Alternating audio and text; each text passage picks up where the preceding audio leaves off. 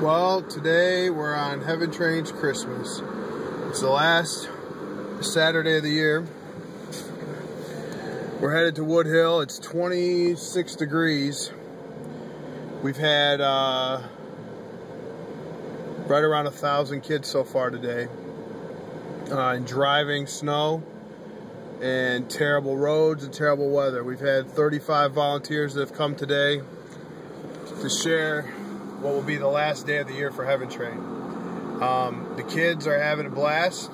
We've been blessed with just a great group of kids, a great group of volunteers, and everybody's having a lot of fun. Special thank you to the CMHA police for sending 2 guys to spend some time with us today, hang out, play with the kids.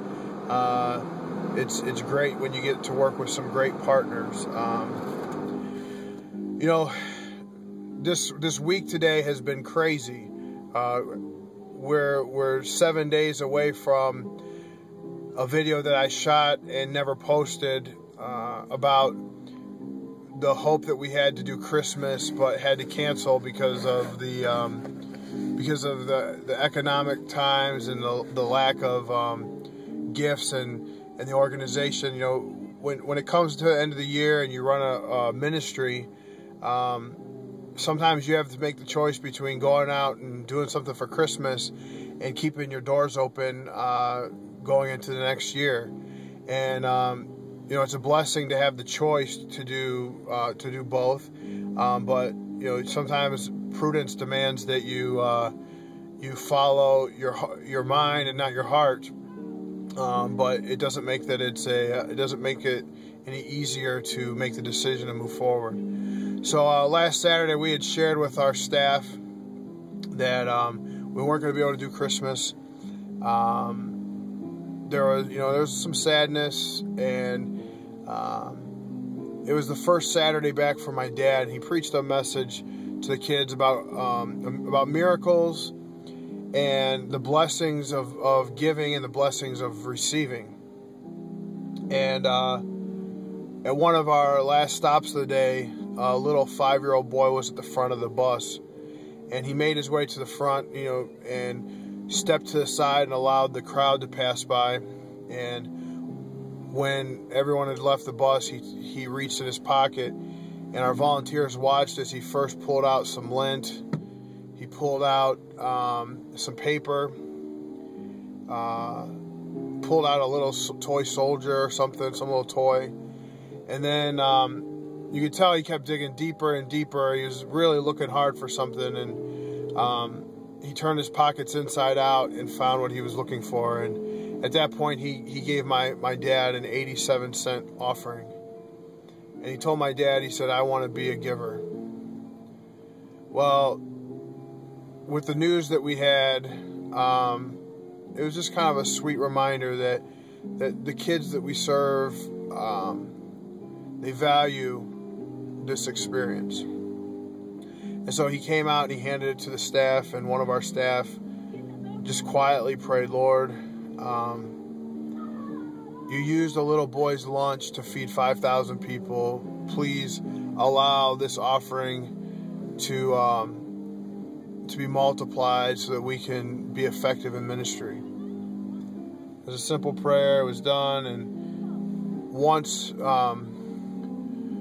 we ended the day, everybody went forward, and we all knew that we had one more week, and that there wasn't going to be a crazy Christmas this year. But God had other plans, and this has been a week filled with, for our organization and for our team, has been miracles. Today we have roughly 1,400 gifts. Just been an amazing week where we've gotten grants from Walmart, random grant because of Facebook nominations out of 5,400 organizations. We were one that was selected.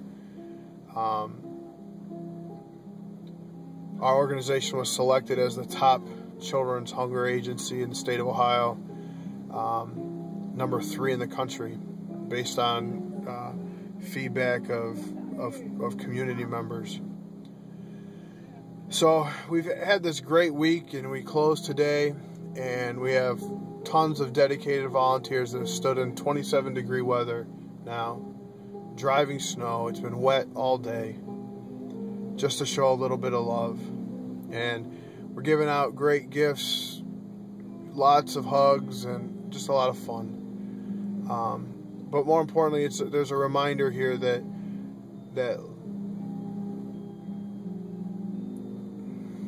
there's little things that sometimes seem insignificant. And it's in the obedience and the faithfulness of our small actions that God is able to work and move. And there's going to be a lot of traction with this story, because a little boy who never had any thought that his offering was going to inspire the generosity of strangers,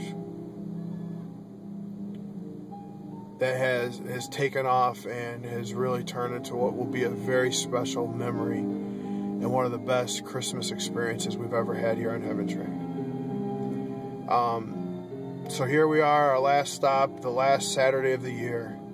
We're going to be closing out 2011, where we have loved on a community, they've loved on us, and we've seen God move in so many exciting ways. I want you to check back here shortly, because in the next couple of days we're going to be posting our reports. Our newsletters are going to be going out on email. We're going to be sending out our end of the year letter, because not only does God answer the prayers of a little, of a staff of this small organization, but He's also got big plans for 2012. And so, just like this little boy has reached into his pocket and searched deep to find a gift that he had to offer, we're going to be making contact with folks that we have relationships with, and reminding them this is the time of the year where we got to sometimes reach in and find what it is that God would have us give, so that He can give the increase. We believe very strongly that this is just the beginning, and we expect amazing things in 2012, and we can't wait to report to you what God is doing here in Central with a big blue bus and a lot of the most amazing little kids you'll ever find anywhere on this planet. So thank you. We appreciate your prayers and your support, and we appreciate the time of our volunteers, the generosity of our donors, and the support that we get from so many people that understand that God uses simple things to make amazing things happen in His kingdom. So we hope that you have a Merry Christmas, and we expect that 2012 is going to be an amazing year. Thank you.